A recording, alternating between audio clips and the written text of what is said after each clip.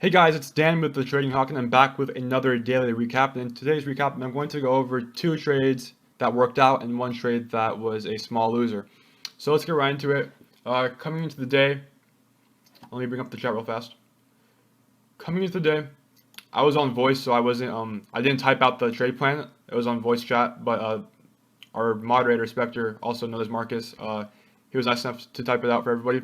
So he said, for whoever was on voice, our first support zone is at 2916 to 2913.25.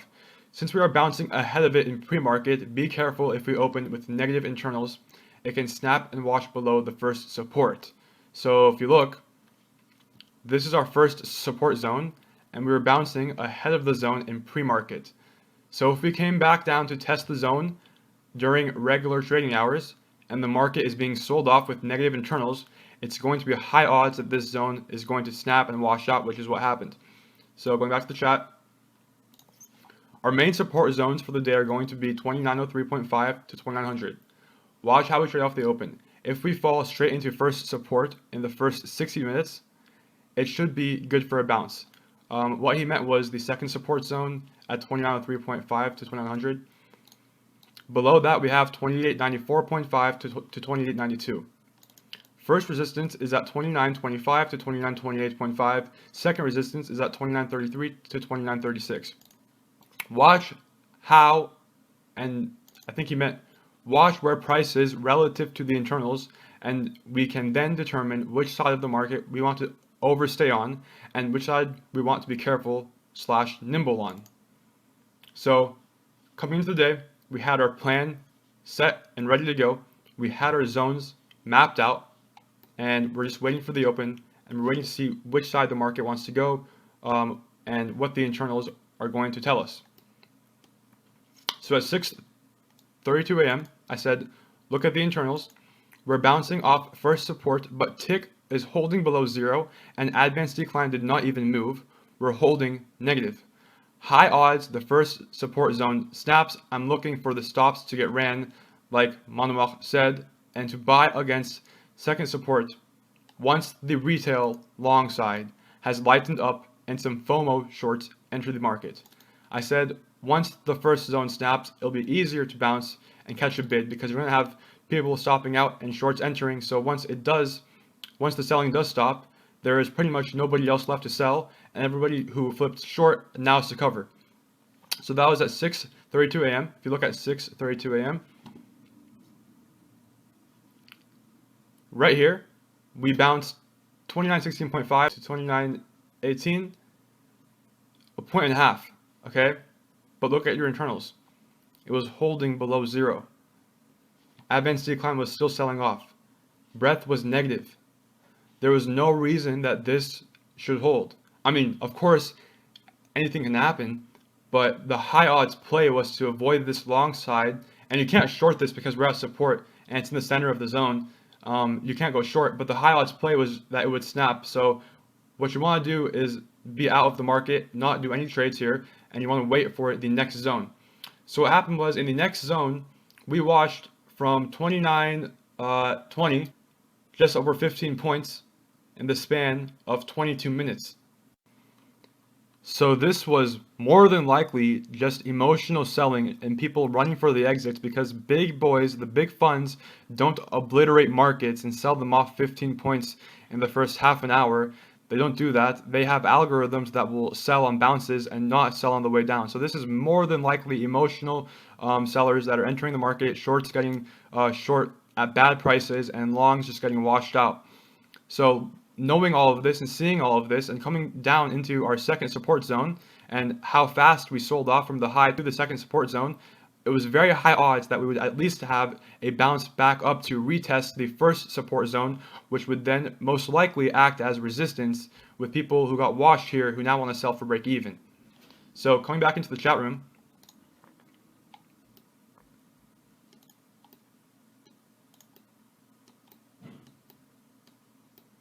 I got long at 652, 2905.25, a starter position. It was half size. I was going to add at 2902 to bring the average to 2903s, and then I will stop under 2900 below second support for -3 if it didn't work out.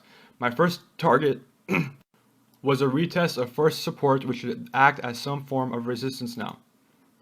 And then if you missed that trade at 652, right here, if you missed this, if you were not paying attention, if you were too slow, there was another setup at 702 right here, and one of the guys actually got this. Monomach bought at 2906 with a 2-point stop below the low of day at 2904. He said the tick is tame now, the selling has fizzled away, and he's selling 1 point below the first support as well at 2912 for plus 3R. So if you look at 2906 at 7:02 a.m. right here, we can see the tick at this point in time is now holding above zero, whereas prior to this we were peaking out at zero. So before 650 happened, sellers were in full control. Now past 7 a.m. the buyers have more control than the sellers.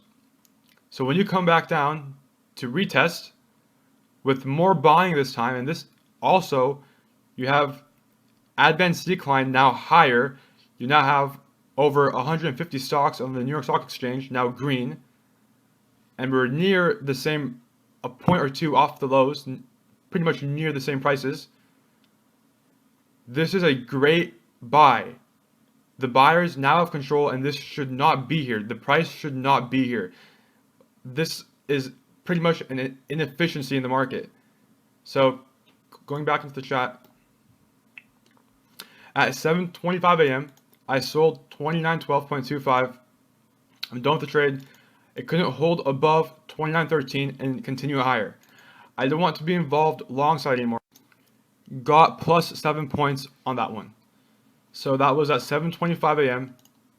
And the reason for this one was, if you look here, we broke above 2913 back into the first support zone. And my thought process was, if this starts to hold, we can potentially really squeeze out the shorts and go back into first resistance. But when we came up, pushed above, and came right back down under this area, at that point in time, it was 50-50. I did not know if we were going to go back and retest support or go higher. So I wanted to lock in profits, as the odds are now not in my favor and it's a coin flip. And I could have easily gone back down to retest support at 2903.5. And I don't want to give back 6 to 8 points of open P&L by being stubborn and holding, hoping for more. I'm a day trader, so I like to lock in gains when it's there and pay off my risk. I like to make money back on my risk in multiples of 2, 3, 4x. So this was a 2.5x for me on the risk. So I'm cool with that. When it starts to work against me, I take it off the table, or I take off at least half off the table. In this case, I decided to take everything off because we were still, at this point, negative on the day, and the market was still biased towards the downside. Also, with the first support snapping with an open drive lower, once that thing snapped, the bias was towards, it was in favor of the sellers. So I don't want to sit here with a position that's against the overall market bias, and that could easily go against me once we see this type of action topping out at first support, which was acting as resistance, and this area right here, this 13 area, if it was really going to go, it should have gone right here. I mean, obviously this happened, but this was not really too predictable until after the fact. So taking it off here for me was a good trade. I locked in 2.5R, and I'm moving and looking for the next one. So once we came back up into first resistance, we were at 22.5, and if you look at yesterday's sell on the cash,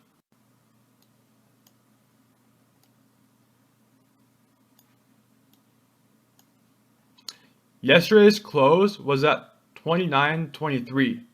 Okay, so when we're coming back up into yesterday's closing price and the advanced decline is still negative, this is the market showing its hand. This is the ES going up into positive territory, but internally, there are more stocks on the New York Stock Exchange that are red and below the prior day's close than green. So this again told me that this may be a scenario similar to over here, where you have emotional buyers now, people who got short over here in this area, who are now having to cover above this bar right here and above the open. So this buying that happened over here was, in my opinion, all emotional. So when I see this type of action, I go short. So I sold 23.5 short with a 3-point stop above 26. If we got back above this area here, I did not want to be involved, even though internally the market is weak. If the price action proved me wrong, I had to get out of the trade. So I got short at 23.5 with a 3-point stop, looking for a retest of first support, which should now, which was resistance, which should now act as support again. So I got short at 23.5. I covered. I flipped long again, expecting a lot of shorts here who had stuck, who now have to exit for break even, or whichever dip they get, they're going to have to exit. So on the first dip back down into this area, it was high odds that we'd at least bounce 3, 4, 5 points back up into 20 before continuing lower or higher. So this was the high odds and the predictable play. And then as we come back down and snap, something interesting happened.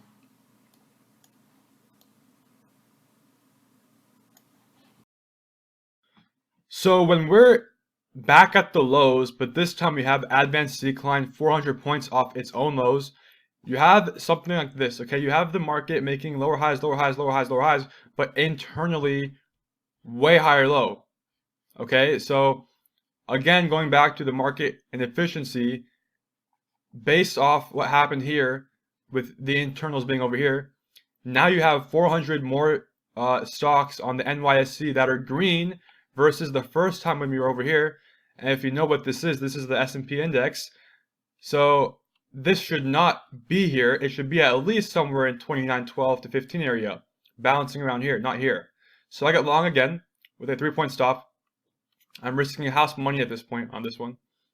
So my first target was at 29.12, and it didn't come. And then I see this. I see 29.07, 1, 2, 3, 4, 5, 6, 7, 8, 9, 10, 11, 12, 13, 14, 15, 16, 17, 18, 19, 20, 21, 22, 23, 24, 25, 26, 27, 28, 29, 30. 30 times 29.07 was an over-under level. Above it, we were long, and below it, shorts.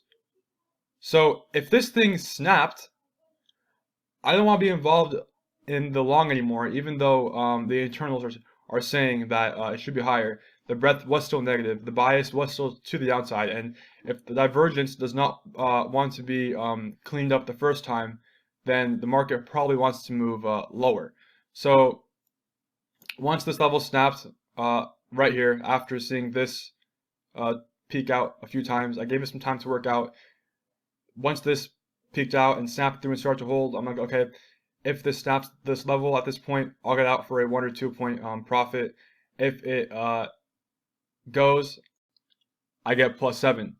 So this is one of those scenarios where you're in a good trade, but the market is just too weak and it's going against you. So I was okay with taking it off below 29.07 after seeing this.